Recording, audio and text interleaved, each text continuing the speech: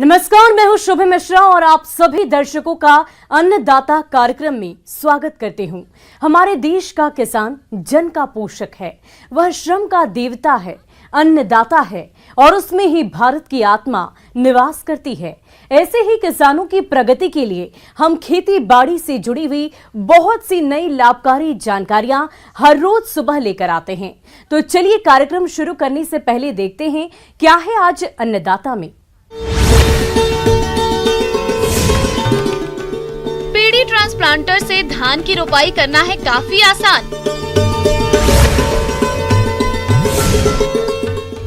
बंजर भूमि में पैसे कमाना है तो करें लेमन ग्रास की खेती।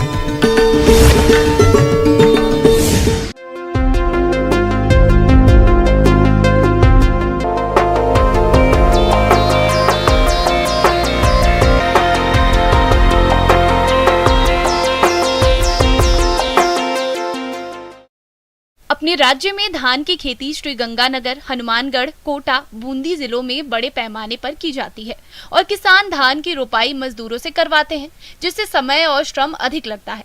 तो क्या है इस समस्या का समाधान? जी हाँ, यदि आप धान की रोपाई पेड़ी ट्रांसप्लांट से करते हैं तो इन सभी समस्याओं से बच सकते हैं और धान की समय पर रोपाई कर सकते हैं। तो आप पेड़ी ट्रांसप्लांटर से धान की रोपाई किस तरह से करें, इस बारे में जानकारी दे रहे हैं कृषि अभियंता मनोरंजन कुमार।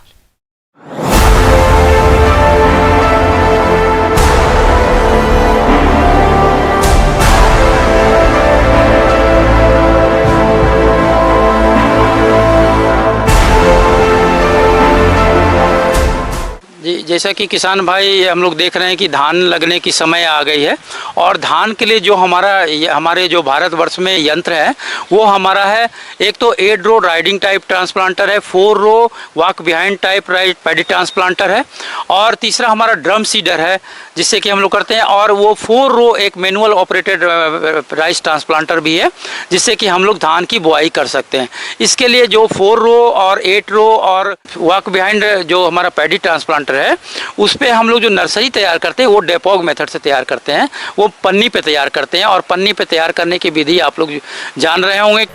धान की यांत्रिक रोपाई के लिए चटाईनुमा नर्सरी तैयार करने की जरूरत होती है।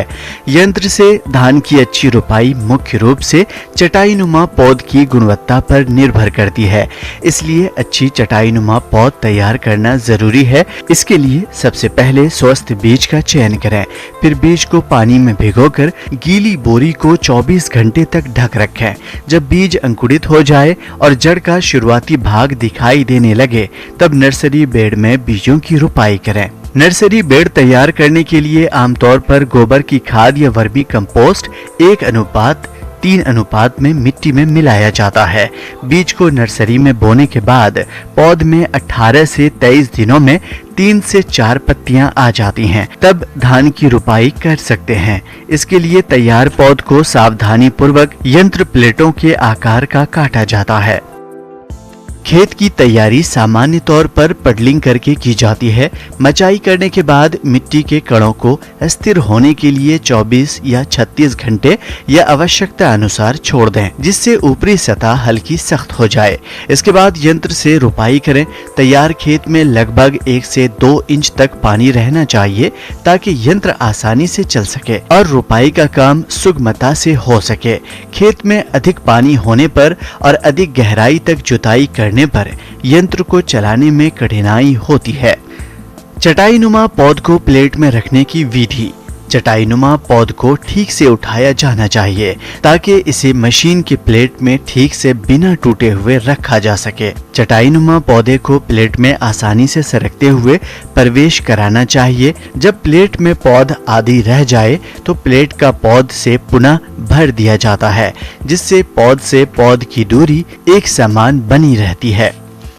एक मैट टाइप नर्सरी बना लेते हैं और वो नर्सरी को हम लोग 8 रो राइडिंग टाइप ट्रांसप्लांटर हो या 4 रो वॉक बिहाइंड ट्रांसप्लांटर है या फिर 4 रो मैनुअल ऑपरेटेड राइट ट्रांसप्लांटर है, उस पर हम लोग काट करके उसके ट्रे में डाल देते हैं सीधे।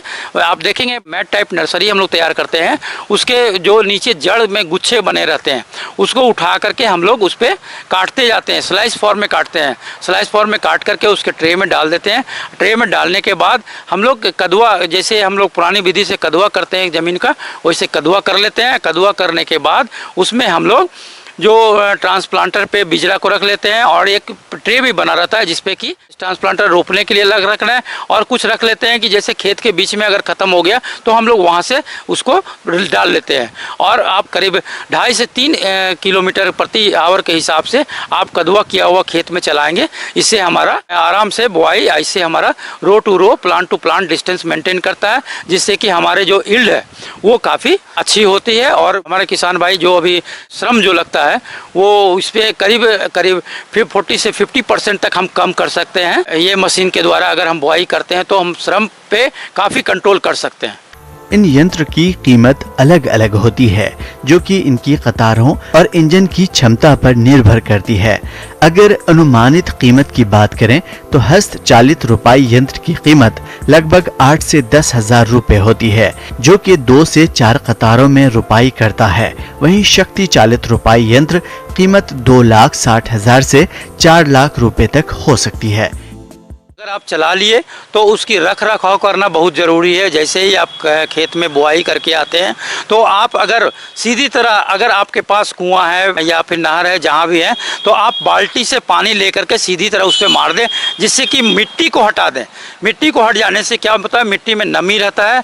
नमी के कारण हमारा जो एट्रो राइडिंग ट्रांसप्लांटर है उसमें रबर का पैड रहता है, वो हमारा खराब होने का डर रहता है। अगर आप मिट्टी उस पर हटा दिए, धो दिए अच्छी तरह से, तो हमारा ट्रांसप्लांटर है वो अच्छी तरह रहेगा। और वो जब उसको रखने की बात आती है तो मोबिल कपड़े में लपेट ले, जड़ा हुआ मोबिल रहे और पूरी मशीन पे लगा दे, जिससे कि हमारा जो नमी, हवा में नमी बहता है वो हमारा काफ़ी हद तक उसमें जंग ना लगेगा और हम सुरक्षित तौर पे रख सकते हैं।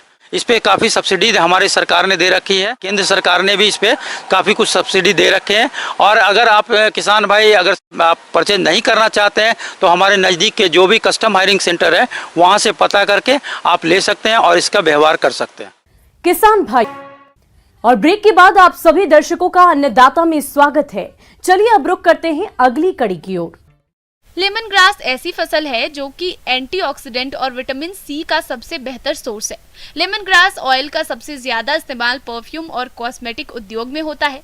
जैसे जैसे ये इंडस्ट्री बढ़ रही है, लेमन ग्रास की भी मांग बढ़ रही है, इसलिए किसानों के लिए ये फायदे की खेती बनती जा रही है। लेमन ग्रास की खूबी ये है कि इसे सूखा और बंजर प्रभावित इलाकों में भी लगाया जा सकता है। चलिए इसकी खेती के बारे में जानते हैं कृषि वैज्ञानिक डॉक्टर योगेश्वर मिश्रा से। सर्वप्रथम मैं लेमन ग्रास के बारे में बताना चाहूँगा। ये घास कुल का प्रजाति होता है, ग्रेमिनी जिसको बोलते हैं फैमिली हम लोग। इसका एक सदस्य होता है और इसका बिहेवियर बिल्कुल घास की तरह होता है। इसका मतलब, कहने का मतलब ये कि ये घास की तरह ही व्यवहार करता है। ये चाहे आप इसको बहुत ही आर्द्र कंडीशन में या बहुत ही सूखे कंडीशन में ग्रो करना चाहें तो दोनों ही तरह की स्थिति के लिए बहुत ही उपयुक्त होता है। लेमन ग्रास, जिसे नींबू घास भी कहते हैं, इसकी खेती सिंचाई की सुविधा हो वहाँ तो हो सकती है, जहाँ सिंचाई की सुविधा नहीं हो वहाँ भी की जा सकती है। जहाँ सिंचाई की सुविधा नहीं होती वहाँ इसे बरसात में लगाएं और जहाँ सिंचाई हमेशा मिल सकती है वहाँ अधिक ठंड और अधिक गर्मी को छोड़कर कभी भी लगा सकते हैं। इसकी खेती उन क्षेत्रों के लिए अधिक फायदे वाली है जहाँ जंगली जानवर फसलों को नुकसान पहुँचाते हैं, क्योंकि इसे कई जंगली या छोटे जानवर नहीं खाते हैं। साथ ही रोग कीटों की समस्या भी नहीं आती है। तो इसके बारे में मैं बताना चाहूँगा कि जो सॉइल कंडीशन जो होता है, दोमट मिट्टी और जो थोड़ा सा रेतीला मिट्टी होता है, ये इसके लिए बहुत ही उपयुक्त होता है। अब मैं चर्चा करना चाहूँगा कि कैसे बीज हम प्राप्त कर सकते हैं। तो राष्ट्रीय जो बागवानी मिशन है, इसके अनेक एजेंसीज कार्यरत हैं।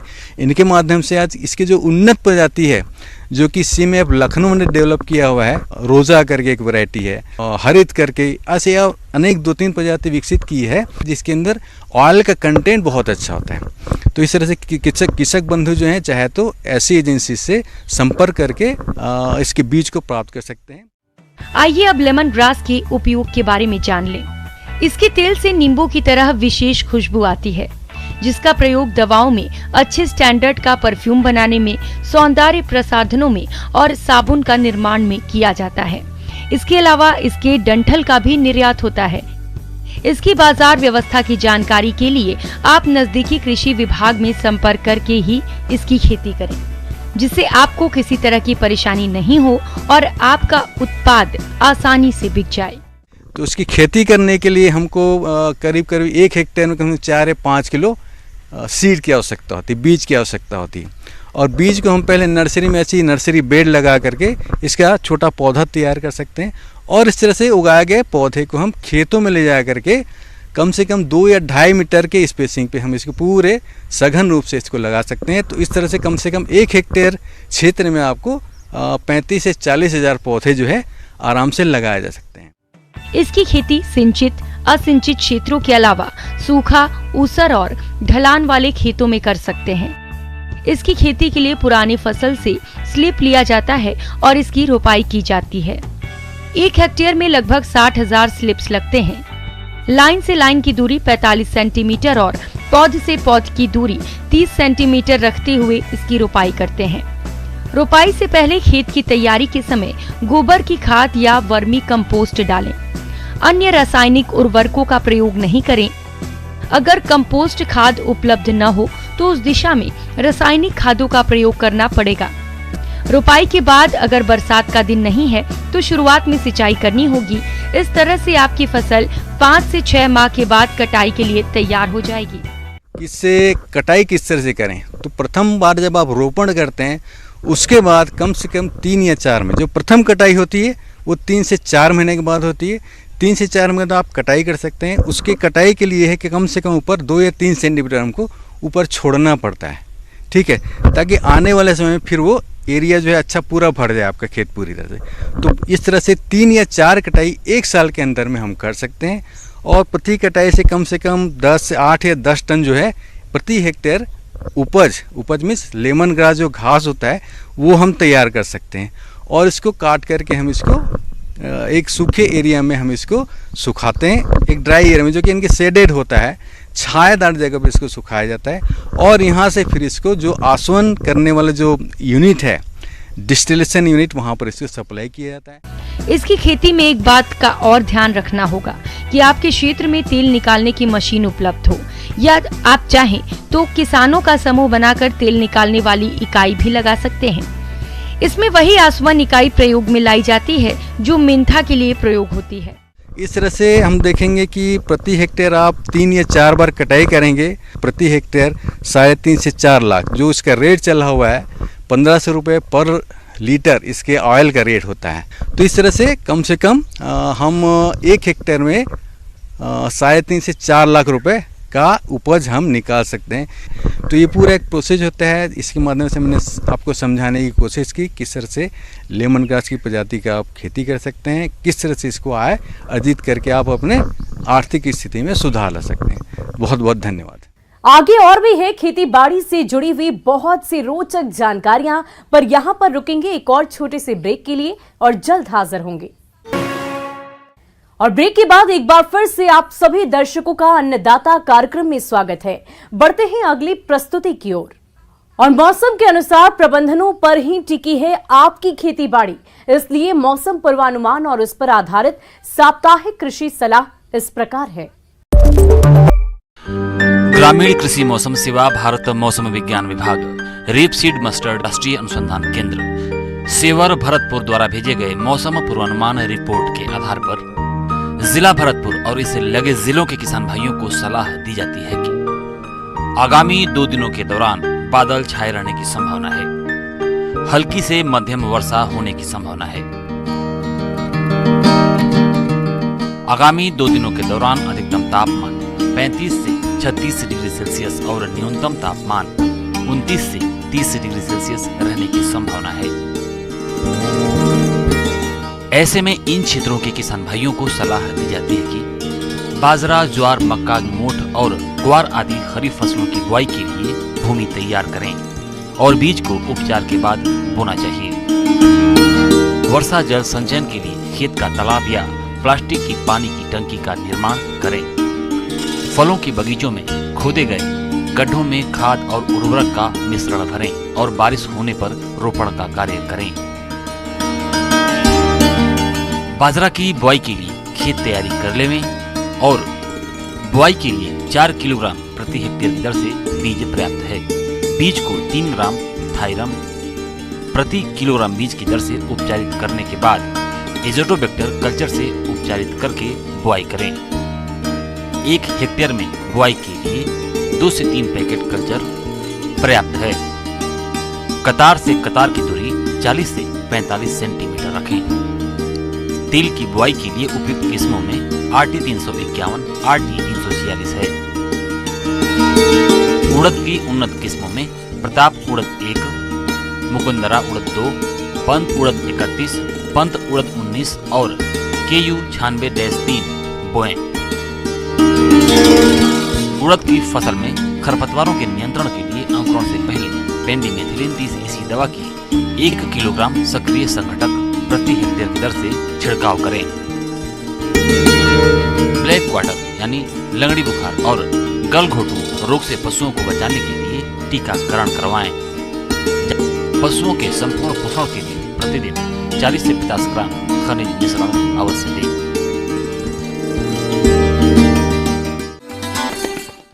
अन्नदाता हेल्पलाइन निशुल्क फोन संपर्क सेवा के माध्यम से आपके द्वारा पूछे गए प्रश्नों में से 1 या 2 महत्वपूर्ण प्रश्न को हम अपने कार्यक्रम में शामिल करते हैं और इसी के तहत आज किसान का सवाल और उसका जवाब कुछ इस प्रकार है। अन्नदाता निशुल्क फोन संपर्क सेवा के माध्यम से पूछे गए प्रश्नों में से आज हमने जिस प्रश्न को कार्यक्रम में शामिल किया है उसे पूछा है ग्राम संगरिया, जिला हनुमानगढ़ के कृषक राजवीर सिंह ने। ये मूंगफली की उन्नत किस्में और बुवाई तकनीक के बारे में जानकारी चाहते हैं। तो राजीव सिंह जी, आपकी जानकारी के लिए प्रस्तुत है कार्यक्रम का ये अंश। हमारे देश के किसान बेशुमार फसलों का उत्पादन करते हैं और जब बात तिलहन फसलों की आती है तो हमारे किसान भाइयों की आतुरता चरम पर पहुंच जाती है। तिलहन फसलों में बात करें मूंगफली की तो ये देश के कई राज्यों में इसका उत्पादन खरीफ और जायद के मौसम में की जाती है। मूंगफली के दानों का उपयोग अधिक मात्रा में तेल निकालने के लिए किया जाता है। इसके बाद इसे खाने में इस्तेमाल किया जाता है। मूंगफली में प्रोटीन की मात्रा 26% पाई जाती है, जिस हिसाब से इसकी तुलना प्रोटीन के मामले में दूध, अंडा और मांस जैसे उच्च प्रोटीन वाली चीजों से की जाती है। मूंगफली के दानों का इस्तेमाल अनेक प्रकार की चीजों को बनाने में भी किया जाता है, जिससे इसकी बाजार मांग हमेशा रहती है। इसकी खेती करने वाले किसानों को अच्छा मुनाफा होता है। खेत का चयन। मूंगफली की अच्छी उपज के लिए हल्की पीली दोमट मिट्टी जहां जल निकास की उचित व्यवस्था हो और मृदा का pH मान 6 से 7 हो उपयुक्त मानी जाती है। मूंगफली की उन्नत किस्में TG 37A, GG 20, GG 7, Pratap मूंगफली 1, RG 510, राज मूंगफली 8। मूंगफली की विस्तारी किस्में RS 1, M 13, अर्थ विस्तारित मूंगफली की किस्में RG 425, राजदुर्गा, RG 382, गिरनार, RSB 87। मूंगफली की झुमका किस्में RG 141, GG 2, SB 11। मूंगफली की खेती में भुरभुरी मिट्टी की आवश्यकता होती है। इसके लिए खेत की सबसे पहले मिट्टी पलटने वाले हल से गहरी जुताई करते हैं। इसके बाद खेत में 15 गाड़ी पुराने गोबर की खाद को डालकर मिट्टी में अच्छे से मिला दिया जाता है। इसके बाद 2 बार कल्टीवेटर या रोटावेटर लगाकर खेत की अच्छी तरह से जुताई करते हैं। इसके बाद खेत में पाटा लगाकर भूमि को समतल कर दिया जाता है। उर्वरक की मात्रा। किसान भाइयों, मूंगफली की खेती से अच्छी पैदावार लेने के लिए मिट्टी की जांच करवाकर जरूरत के अनुसार संतुलित मात्रा में उर्वरकों का प्रयोग करना चाहिए। वैसे तिलहनी फसलों में नाइट्रोजन उर्वरक की आवश्यकता नहीं होती है। इसके बावजूद भी इसके बेहतर उत्पादन के लिए असिंचित दशा में यूरिया 25 किलो और फास्फोरस 187 किलो प्रति हेक्टेयर, सिंचित दशा में यूरिया 43 किलो और फास्फोरस 443 किलो, जिप्सम 250 किलोग्राम प्रति हेक्टेयर डालते हैं। मूंगफली की बीज दर। किसान भाइयों, मूंगफली के बीज के आकार, प्रकार, किस्मों पर निर्भर करता है। कम फैलने वाली झुमका किस्मों के लिए बीज की मात्रा 100 किलोग्राम प्रति हेक्टेयर और फैलने वाली विस्तारित किस्मों में 65 किलोग्राम और अर्ध विस्तारित किस्मों के लिए 80 किलोग्राम बीज की आवश्यकता होती है। बीज उपचार। किसान भाइयों, फसल को कीट बीमारियों से बचाने का सबसे सस्ता और अच्छा उपाय है बीज उपचार। इसके लिए सबसे पहले फफूंदीनाशक 2 ग्राम थिरम प्रति किलो बीज उपचारित करते हैं। इसके बाद कीटनाशक 5 मिलीलीटर प्रति किलो बीज की दर से उपचारित करते हैं और अंत में 200 ग्राम राइजोबियम कल्चर से 10 किलो बीज की दर से उपचारित करके छाया में सुखाकर बुआई करते हैं। मूंगफली की बुआई। बीजों की बुआई समतल भूमि में मशीन के द्वारा की जाती है। विस्तारित और अर्ध विस्तारित किस्मों के लिए पंक्तियां से पंक्तियां की दूरी 40 से 60 सेंटीमीटर, पौधे से पौधे की दूरी 15 सेंटीमीटर, बीज की गहराई 4 सेंटीमीटर पर करते हैं। झुमका किस्मों की बुआई। पंक्ति से पंक्ति की दूरी 30 से 45 सेंटीमीटर, पौधे से पौधे की दूरी 15 सेंटीमीटर, बीज की गहराई 4 सेंटीमीटर पर करते हैं।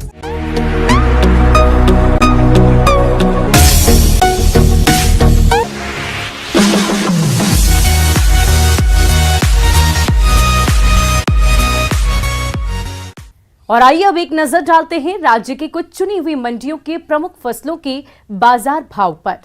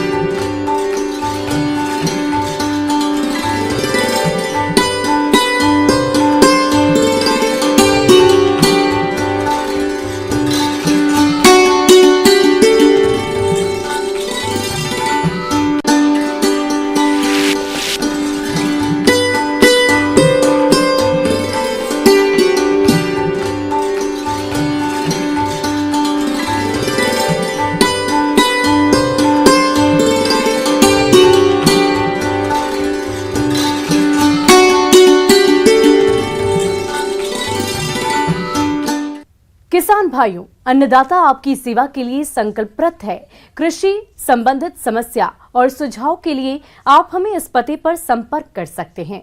प्रोड्यूसर अन्नदाता news 18 Rajasthan, Ramoji film city, Hyderabad 501512। साथ ही आप हमें ईमेल भी कर सकते हैं। हमारा ईमेल है p18annadaata@nw18.com। इसके अतिरिक्त आप हमें निःशुल्क हेल्पलाइन नंबर 180088921663 पर सोमवार से लेकर शनिवार सुबह 10 बजे से शाम 4 बजे के बीच संपर्क कर सकते हैं। किसान भाइयों, अब समय हो रहा है आपसे विदा लेने का, तो हमारी अन्नदाता टीम को दीजिए इजाजत। कल फिर आपसे मुलाकात होगी कृषि संबंधित कुछ और महत्वपूर्ण जानकारियों के साथ। नमस्कार।